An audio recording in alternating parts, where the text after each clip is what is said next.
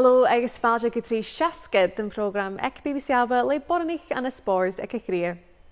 Is me Iona Ballantyne agus am tálaigh rag a bhfuil sean chluiche ar mí na parca Glasgow City agus Alba Suzanne Lappin ar aisceolrúm san siúdio. Ar program na héiche nach, Bruni mi hín is Suzanne mugam ag Glasgow City in éis Spartans agus verisiún súlaráis go gemcin SWPL ar deireadh cheachcain sa tíain. Han lùth-chleasaiche Beth Potter géisi muntlaí spòrs aice agus gur sanna rinneachí athracha go triathlon. Agus cluinnidh wasca ba futsal na ban ag Oilthigh Dhùn-Èideann a habra mu na hamas an achcha agus mar a haiad ar san bharrachd in a bhrosacha gus an spòrs íochain. Suzanne, welcome back to 360. It has been a while since you've been in, so let's just have some league chat to start with. How, for you, do you think things have been going in the past couple of months? Yeah, obviously at the top, I think Rangers are in really good form. It's quite difficult to see them dropping points, I'd say. But obviously Glasgow City hot on their heels and looking for them to slip up. It's good to see that competitiveness at the top of the league. In years gone by, maybe City have dominated, but Rangers, having from last year where people probably expected them to achieve more when they finished third, they're now sitting at the top and dominating well. Is this what you expected from Rangers this season? I think, if anything, they had to do better than last season. I think, in my opinion, they underachieved. They didn't really make any inroads in any of the cups. They didn't. They finished third in the league, which by their own admission would be a disappointment. But I think this year they've looked really strong. They've got a lot of quality, both in the first 11 but also in the squad as a whole, that they're able to rotate and not drop the level of quality. And I think in the big games this season they've stepped up, which is where they fell down last season. Have you been maybe expecting more from Celtic? Because they did come back into the mix last season and finish in that second spot, which was huge for them. It doesn't look like at the moment that they can kind of catch up with Rangers and Glasgow City at the moment. Is that did you think they would have? Yeah, I think they lost, a lot of key players at the start of the season, which, as you know, it's difficult to replace, the likes of Lisa Robertson, Sarah Ewens and stuff, who were really, really instrumental last season to the success that Celtic had. The people that have come in have done well, but it's difficult when you've not been consistently playing to really hit that level right away. And I think they will be disappointed with their overall season. They're obviously still in the Scottish Cup semi-finals, so they'll be looking to, go ahead and hopefully win that from their perspective. But yeah, I think, from Fran and the team, they would have been looking to push on. Ultimately it's got to be a club like Celtic's aim to be winning the title, and they've not done that. So for Glasgow City, it's been quite a transitional couple of seasons and still has this season with the change in head coach and the team. How they're looking now? Do you think you're kind of finally seeing a more settled Glasgow City side? It was a 4-0 win over Spartans and another convincing win for them at the weekend. Yeah, I think with a club like Glasgow City, who have had coaches in play for a number of years, with Scott Booth and then Grant obviously taking it in the interim, Eileen's came in and she's obviously trying to set her own stall and her own style of play, which did take a few weeks. Obviously they lost the cup final to Celtic. But I think over the last couple of weeks they've looked to have settled and gelled a bit more. There's no denying that the loss of Joe Love at the start of the season was huge, given Leanne Ross obviously stepped away at the start of the season as well. So two key figures who've been pivotal to the success over the years. But I have been impressed with them over the last couple of weeks. As you say, they're scoring goals, they're actually playing well as well. But as I say, they need to hope that Rangers slip up, and they need to continue that momentum and win every game from here on in. How big would it be for Rangers to knock Glasgow City off that top spot 14 seasons in a row? I mean, how big are we talking that would be? Yeah, I mean, it's massive.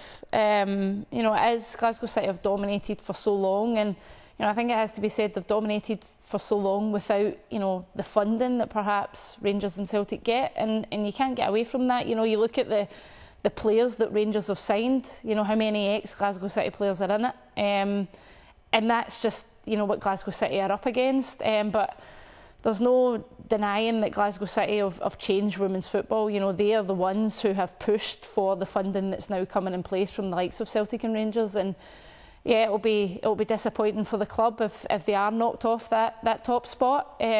But it's good for the overall game that people are actually realising that this is a sport worth investing in and giving girls and women a platform to go and showcase their talent. Exactly, and that's the thing, it's not over yet this season. There are still 4 games to play, but there's some really interesting battles elsewhere in the league. Even just at the weekend, Motherwell hosted Hamilton, the Lanarkshire derby at Fir Park, which was great to see. But it was Hamilton who won 1-0. Yeah. That was only their second win of the season, following their win on the first day of the season in 2021. Like, for them, that was a huge victory, maybe a bit of a shock. Do you think the pressure is off, considering there's no relegation now, or were Motherwell just not on it on the day? I think, you know, as you say, it's a derby, you know, and in any derby, it doesn't matter your position in the league. I think, you know, when you go and play your closest rivals, you know, automatically there's more, you know, momentum there. The team are all, you know, wanting to win. You know, I must be honest, I was shocked at that result, but it's a huge result for them, and it's great. And as you say, it just shows, you know, that, you know, in that bottom half of the league, you know, I think on any given day, you know, each of the teams could probably take points off each other, which makes it, you know, more exciting and a great spectacle for people to go and watch. It certainly does. We will come back to more league chat shortly. Thanks, Suzanne. Well, in Toshoch, Beth Potter, a farpish an a h-eadar-nàiseanta was the Egu triathlon. Beth geisio cuireachd and spòrs aice, agus na hain dochas a genus and lùth-chleasaiche.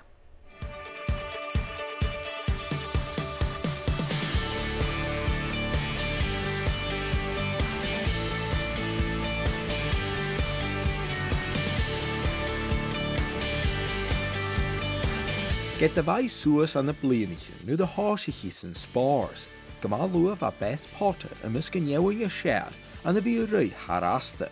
I was quite a late comer to running. I was probably 13, 14 when I actually did my first race, so relatively kind of old compared to other people I used to train with. And then, yeah, from there I went to the local running club.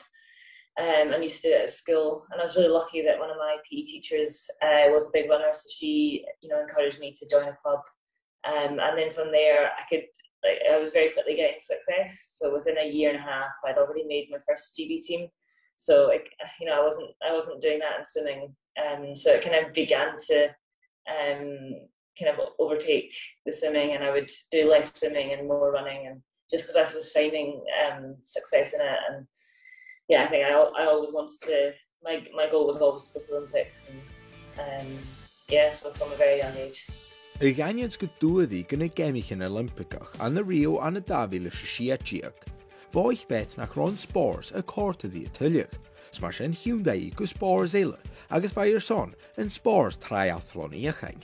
I actually didn't enjoy that experience at all. I was ill going into that race.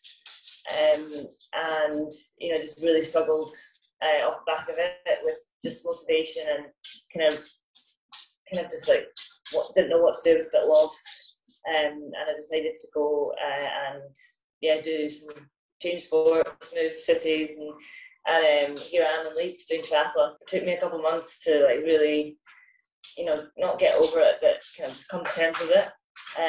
So yeah, I had a month off because I was a teacher at the time, so I came back from the Olympics and I didn't really have a break, so I had a month away from teaching and just tried to decide what I wanted to do. And in that time, yeah, I did decide that I wanted to change. I wanted to do something different. So yeah, kind of arranged with the people here in Leeds that I knew to come up and try a week of triathlon, and yeah, I just really enjoyed it. And I thought, it's a new challenge. It's something different.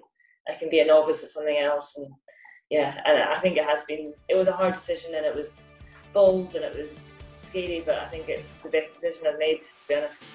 As Joey Davlina and a triathlon, Chai Beth henimachach mar an ché share sa ring orpa, an a dabilas an neigdiach, lùth-chleasaiche, agus an lùth-chleasaiche a fallaching, givili a genu urtas, as stewi a hula reish. I knew I had a strength with the run. I could swim.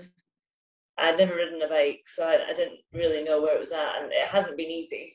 It's been really difficult and really challenging and hard, not only just the kind of physical side of it, but also, coming into a new sport with new people, competition, that's been difficult, and just finding my way has been really hard, but I feel much better about it now, and I'm enjoying it, and I've got a good squad around me, and yeah, it's been a learning curve.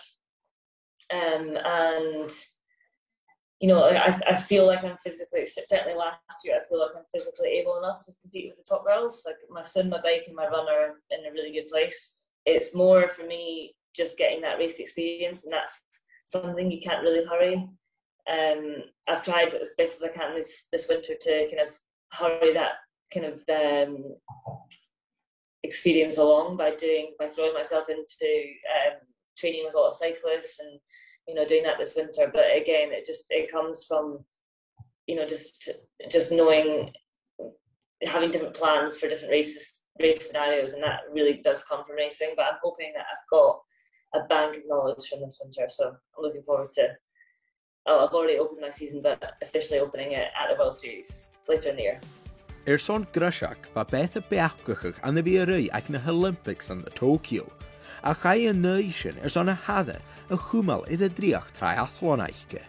I felt at that moment it was important to get, it was important for me to get as much experience as possible in triathlon, because going for Olympics on the track was not going to, the long-term goals always been Paris, and going to the Olympics on the track last year is not going to better my chances of qualifying in a triathlon team in 3 years to come. So I felt like I made the right decision, and yeah, it was a tough one, but the right one. I just enjoy pushing myself. I'm looking forward to see how far I can get in the sport, and just challenging myself. I feel like hopefully this year will be a big step up from last year, but yeah, it's just exciting, and I feel like there's actually no pressure on me, because it is because I'm still quite new to it, and I don't have, I'm ranked 12th in the world, but I'm probably still 4th Brit, so I'm not in the limelight really, I would say. Ha Beth a coed son bwyn gyfwnig ag na gemich yn Olympicach an na Paris an na Davile is ceir harichid. Ha I mocht os yn airson yn spòrs, agus ha i'n dochus lùth-chleasaiche y bhrosbaig. I would like to go to Paris, and I'd like to be on the podium. I would like to win, or at least be on the podium at the World Triathlon Series this year. So win a WTS or definitely be on the podium. I think that's as far as I'm going to look just now. But yeah, I think just improving every year, and yeah, just I don't know. I feel like I don't want to put any limits on it, but hopefully something big and something good. I hope I've inspired people. I hope that I've shown that I'm tough, a tough Scot, that I'm resilient, that I won't give up. I really feel like that I am those traits. But yeah, I'm also pretty proud. Like, I made my first senior team on the track when I was 21 at home games. I've been to the Olympics, I've been to World Champs, I've been to European Champs, and I've changed sport. I think, yeah, I feel proud of myself. I feel like I've still got a lot more to show in the sport, but yeah, I feel, yeah, and I broke the world record in the 5K. I always forget about that one. But yeah, no, I hope I've inspired the younger generation, definitely. But I feel like I've still got more to come, and the age doesn't matter. Suzanne, you just know that Beth is somebody who has that mentality where nothing is going to stop her achieving her goals and what she wants to achieve in her sport. Yeah, just watching and hearing what she's done is just incredible. I think to have the guts to change your sport and then to see that she's a European champion after 2 years, it's incredible. But it just shows, you know, with focus and dedication and, you know, the right support and tools around you, you know, anything is possible if you put your mind to it. And, you know, sport can give you some of the highest moments of your life, some of the lowest, but you can tell from Beth there she's got a real passion for it, and as you say, nothing's, you know, going to stop her from achieving those goals that she set herself. She also mentioned about being a tough Scot, having that resilience and not giving up. How important is that when it just comes to sport in general, especially for Scottish athletes who do go through some tough times? Yeah, I think it's important, yeah, as you say, not just, you know, in what Beth's doing, but in all sports. You know, I think to be an athlete, you do need to be resilient. As I say, you're going to have tough moments, you know, whether it be in team sports or individually. You know, maybe in a team sport it's a bit easier because you're all going through it together. You know, maybe as an individual you need, you know, a bit more of a mental toughness. But, you know, resilience is something that, you know, I'm a big believer in. Sport plays a huge factor in shaping who you are as a person. And I think one of the things that sport gives you is that resilience that you can not take forward only in your sporting life, but in your life in general. And yeah, it's something that you need to succeed at the top. Well, Beth's already been to an Olympics, and in 2016 she's now aiming for Paris 24, like she said, for a different sport. I mean, that's also a huge achievement. It's crazy. You know, obviously I've only ever played football, and, you know, I genuinely couldn't imagine having the same, you know, focus and desire and courage to go and you know, after something else. But, you know, she has took a risk, and you can see it's paid off. And as I say, she set herself, you know, short-term goals and longer-term goals, and, you know, you can see she's very humble as well. And I think that's another key factor for someone who succeeds at the top. You know, you need to have that about you, as well as resilience to you know, go and succeed in whatever you choose to do. Totally. Well, we do wish Beth all the best, and really exciting to see how she gets on with Paris 24, because Paris 24 will be an interesting Olympics, the first Olympics post-COVID, where hopefully there will be fuller stadiums and athletes can have that kind of athlete village again. If we talk about fuller stadiums, this is a really interesting one, because in Scotland, just staying on the stadium thing, we're actually seeing a lot more clubs this season in SWPL 1 host games at the men's home ground of their team. So, for example, Motherwell just played at Fir Park in the Lanarkshire derby with Hamilton. This weekend, Rangers are hosting Aberdeen at Ibrox. We've already seen games played at Tynecastle. Hibs had a record crowd at Easter Road. Games have been played at Pittodrie and Celtic Park. Sorry if I've missed any out, but actually, for you seeing that this season, is that quite a big change from when you played? What is that like? It's a massive change. You know, I don't think I played at any stadium of any league team while I was playing for Glasgow City. It just wasn't the done thing. You know, even when I was at Liverpool, I had a little spell when that was in the off season at Celtic, and I remember the training. You know, it was very late at night at Barrowfield, because it was, you know, it was really at the end of after all the boys and the men's team had trained, the girls' teams were training, and, you know, you said the word host. You know, Rangers are hosting the women's team. It shouldn't be like that. You know, why is it hosting? Why is it not their ground? You know, if they're part of the club, they're part of the club. You know, I understand in terms of spectators, and they're not going to attract, you know, the same, you know, crowd as the men's team, and the financial aspect of hosting that at the stadium. You know, I understand all that, but I think it needs to become more regular than a one-off in a season. But don't get me wrong, you know, as a player, you know, I obviously played for Glasgow City and not the club that I support maybe when I'm watching football, but as a player, if you're playing for,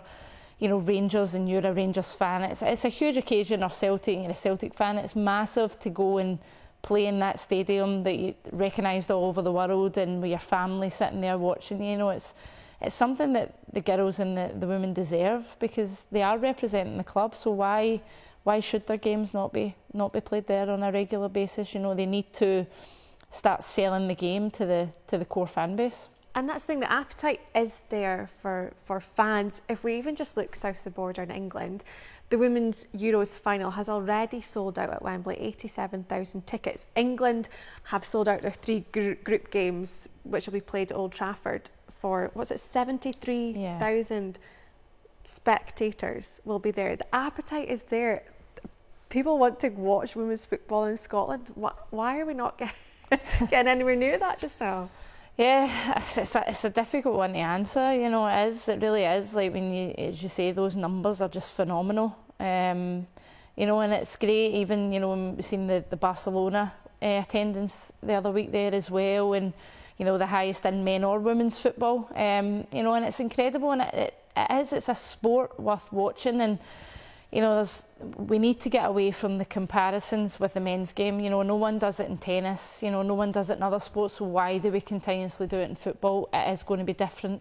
You know, just physically, it's never going to be the same. But the product in itself is a good product to go and watch. You know, it is. It really, really is. And you know, so many young girls now seeing those attendances, they really do have a real dream and goal to aim for. And you know, some of these players are now their heroes, which is amazing, and it just isn't something that was there and when I played. And you know, it is great to see it developing, but you know, there's huge inroads that still need to be achieved up here to get to those sort of levels. When we see, you know, 7,000 at Hampden the other week, you know, why is it not more? Exactly. And that's what we need to ask ourselves. There is so much to do. Hopefully we will be sitting here at some point in the future, the near future, if that happens, talking about a full Hampden Stadium. But thank you very much. Well, has skipa futsal na bhon ag Oilthigh Dhùn-Èideann a sér fast go ire far bhfuil bas skipa ach ganis. Is sé gaibh tín colorí skipan an fed, frein sin na cuideachd na cluiche darin gus fein amach mu amas na clubs na bruidhinn rihiain.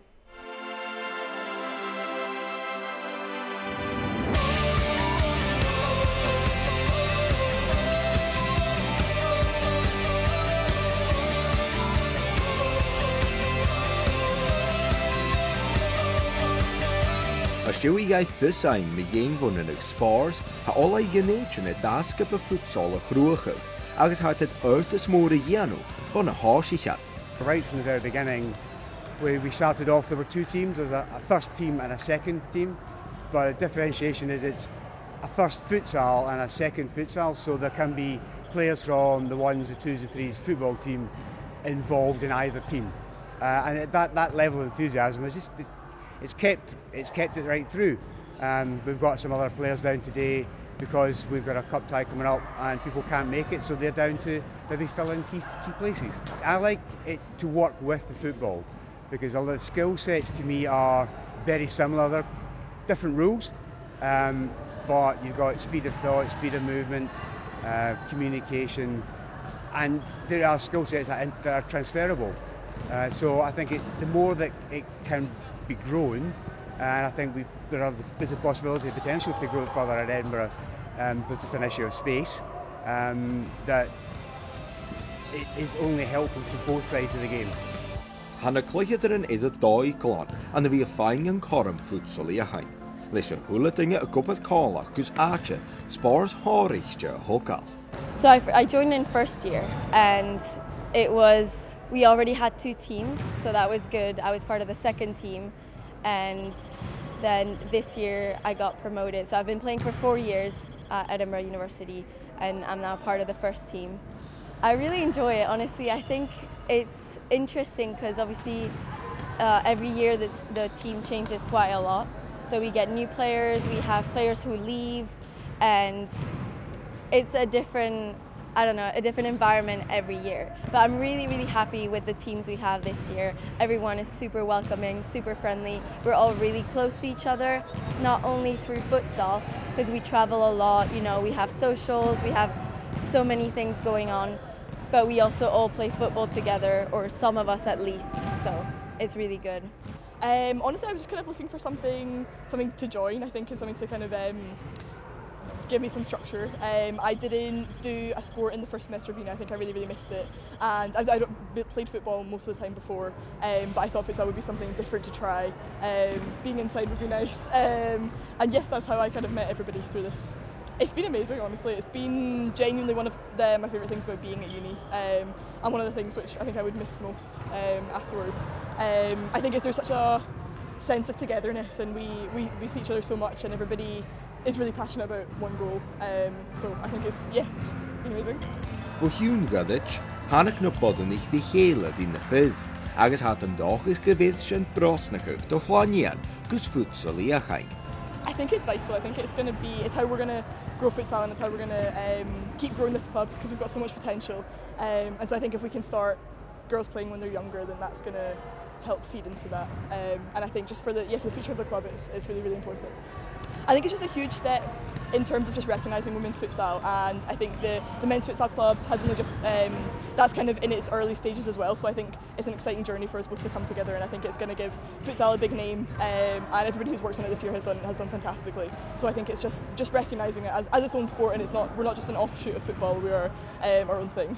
It's really important because we always need more players, and the thing is, most of our futsal players are also football players on the women's side, just because we don't have enough football players. Whereas on the men's side, even though futsal is not yet very widely recognised, and it's not a very popular sport, especially compared to football, but they have so many guys playing football that they get a wide variety of choices. Not everyone gets in the football team, which means that a lot of guys are available to come to the futsal team. Whereas with girls, we don't have that many football or futsal players. So there is this huge overlap between women's football and women's futsal. So ideally in the future, we'd like, women's futsal only players. But right now we don't have the luxury of having that. So we really need more girls to get into it. And I mean, it is an amazing sport. Everyone enjoys it. So why not? Leis a fan dim ac good stat it's spòrs sgioba, and a clicketr yn chwd hain gal a bhí a chluich còmhla àbhaist. Agus hat us on Earthus, a horch and a club. We're really, really happy because, we love being indoors. It's amazing to actually feel, our surface. We're used to this. That's what we want. And it's just, everyone's super excited. We can, really bond with each other, and with this whole social distancing thing at training, you couldn't really bond that much. Whereas now we're just back at it, normally. Obviously, at training, there's no social distancing. Outside there is, but here we can just play normally, and it's really good. Well, for futsal, I guess it kind of stopped everything last year, which was, I think, hard at first because we weren't really seeing each other. And then we eventually moved into we started playing five-a-side outside at Peffermill, just kind of as an excuse to see each other, I suppose, and get some kind of sport going. But yeah, it just kind of took a year out basically for us of training. But it doesn't seem to have held us back this year in how we've done. So we've gone strength to strength, I think. They're a great bunch, be it the first team or the second futsal team. And it's been a pleasure working with them. Their enthusiasm, they come training this is essentially 5 days a week. So there's 7:30 on a Monday and Friday. They're then training on a Tuesday and Thursday outdoors in the evening for football, and they're playing on a Wednesday. Futsal games are then on a Saturday. So they're a good bunch, and it is a stepping stone. 2 or 3 years ago, the players of the year were both goalkeepers and are now both playing in the Scottish Women's Premier League for different teams. So it's a stepping stone, and that's kind of what it should be. Ha Amazon mór can skip leis a lùth-chleasaiche in a bhon, agus bí nachgach trí ag bharrachd h-eadar-nàiseanta. So we're currently 4th in the league, which means we're going to stay in the North Prem. So the North Prem we play against English teams basically, and it is a really tough league, and we're the only Scottish team that's in it. So it's really important for us to do as well as we can to represent Scotland as well. So I think next year we could probably win it, because we've actually managed to recruit a lot of people for next year, and I'm sure we'll get a lot of new players. And then the second team, we had already won the Scottish 1A, which is like the Scottish Premier League, and we've managed to win it again this year. And actually our second team are in a British trophy final, which is going to happen soon in a few weeks. So it's really exciting for them. I really do think that we can push on. We're playing at the high, both teams of 1s and 2s are playing at the highest levels that we possibly can. So I think within that then it's just pushing as far as we can. I think the ones we want to push to be winning the league that we're in, and competing with kind of the big English unis, which we're doing at the moment. But I think with everything we're setting up, and the amount of players that we're getting in, we can really push for that next year definitely, but let alone the years to come. Well, we just want to be up there and compete with the best. And part of that then allows us to go to the likes of to Antwerp, the PCU games. We won it in 2018, and we're going back with another squad this year. So to be able to challenge at the top levels and then try yourself internationally. When we were there in 2019, we lost out to the national student select from Iran and the Catalan select. So we were one university trying to compete at that level, but that's where we want to try and put ourselves, and we will learn from it if we don't succeed. I think because these are the only 2 leagues, all we can do is win them. But I think where there's a huge range of improvement, obviously once we get to win all the leagues, is more international tournaments. So our club really has been participating in the PCU games in Antwerp every year for a few years now. We actually won it in 2018, so the year before I was here. But I think the more we try and participate in international tournaments, the better we'll get, and we're trying to send a team to the IFA World Championship. So it's an open women's trial, but I think a lot of our players are going to go. So that's really exciting. Suzanne, you can see why these players enjoy playing futsal, especially the fact that it's indoors, especially when you're dealing with the Scottish weather. It actually looks really fun. Yeah, no, it looks fun. I think, I'm a huge advocate of team sports in general. I think one of the girls mentioned it puts structure around your life. It certainly does that. There's a great atmosphere when you're part of a team. You actually sometimes feel a bit like a wee small family as well when you can see that, that all the clips there, they've got smiles on their faces, and you can sense that they really enjoy it. They're lucky to have some time indoors, because we don't always get that with the football. But yeah, it looks as if they're really committed and passionate to what they're doing. And even travelling as a team for tournaments, they're just heading to Antwerp, but you know what it's like travelling with a team and really enjoying that, and actually probably having to make the most of it, because you get to a stage where you don't play anymore. Do you miss that? Yeah, no, you miss it a lot. And when you're in it, you take it for granted, and when you stop, you realise, you should have snippets of those wee moments and treasured them more. And for us in football, when we got that opportunity to go away, if it was a tournament or if it was Champions League, we got the time to actually feel like a professional environment for that time, because it wasn't that when I played, but it felt like that when you were away for the 7 to 10 days that you were in the Champions League. And as I say, it's not just, people become not just your teammates, they do become, friends, and you stay in touch with them, when you've stopped playing. But it's, it's huge, and, obviously I've got a little girl, and I'll be really, advocating for her to be part of a team, because I think it really does help shape you as a person, and gives you some of the, the best moments of your life. Totally, and as you can see, there is just so much to choose from now in terms of sport that people do just enjoy. And even with Beth, finding different sports and seeing what works for them too. Yeah, 100%. I think that's, what you need to encourage young, girls and boys to do is, go out and try everything that's out there. Don't just go down the path that people expect for you, or the path that you see others going down. Try everything and find where you fit and where you thrive. And there's huge opportunities for both girls and boys in Scotland. And we've got some really good athletes that people should hear more about, the likes of Beth, that she's achieving great success, and people should be hearing about it. And so many transferable skills throughout sport too. Even their coach was just saying there, the speed of thought, their speed of movement, communication, that's all stuff that you can apply to so many different aspects of your life. Yeah, 100%. I was a very different person in my work environment than I was in the pitch, and I used to say, people in my office would not recognise me on the football field because I was quiet in the office and loud on the pitch. But through time you start to transfer them, and the confidence you grow in something that you're really good at, then becomes the confidence you need to go and thrive in other environments and places where you're new. And I really do think sport is huge in your life, and as you say, very transferable. Well, it was so nice to see a great feature there from the Edinburgh University futsal team.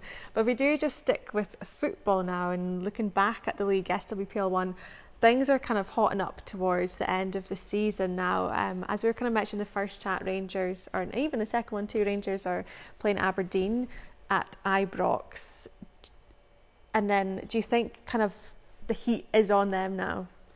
I think, you know, it's a great, as we talked about, it's a great opportunity for the girls to go and play at Ibrox, but also, you know, you don't know how they're going to react to that. You know, if I was a Glasgow City player, I'd be hoping the occasion gets to them, you know, and that they drop points. But, you know, it could go the other way, and, you know, they thrive with the crowd, and they really get a feel for, you know, what it would be like to play in front of a huge crowd week after week. And yeah, it's exciting. This is the time of the season, you know, when the games are coming thick and fast towards that end period. This is really where, you know, your mentality and your character really shines through. And I'm a big believer in the team that wins the league deserves to win the league. There's no, you know, there's no luck when it comes to winning a league. It's a real slog and a long, you know, season of effort. And, you know, if Rangers do come out on top, it's 100%, you know, justified and merited. Well, just 5 points separates Rangers and Glasgow City at the top and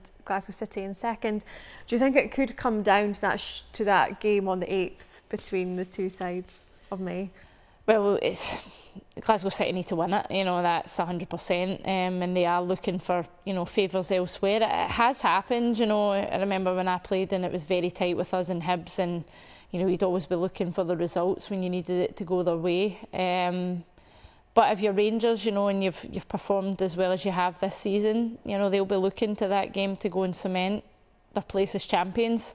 If you're Glasgow City, it's, you know, it's a hard one to take, as we talked about, all these years of dominating, and, you know, it's all right giving away a cup here and there, but giving away the league, as I say, you know, is a big factor. And yeah, it'll be interesting to see how it develops. It certainly will. Well, Suzanne, thank you so much for joining us this week. It was so nice to have you back. Nice. Thank you. We'll see you soon. Well, sin airson anoch in a cheach game bhí Lee McConnell collarúm san sirio. Jan cín seach go bhfuil se bhfuil lentin BBC Alba ar YouTube ar sona thulas go cheangal trí 3 seascad ain. Císin sibh in ahuras.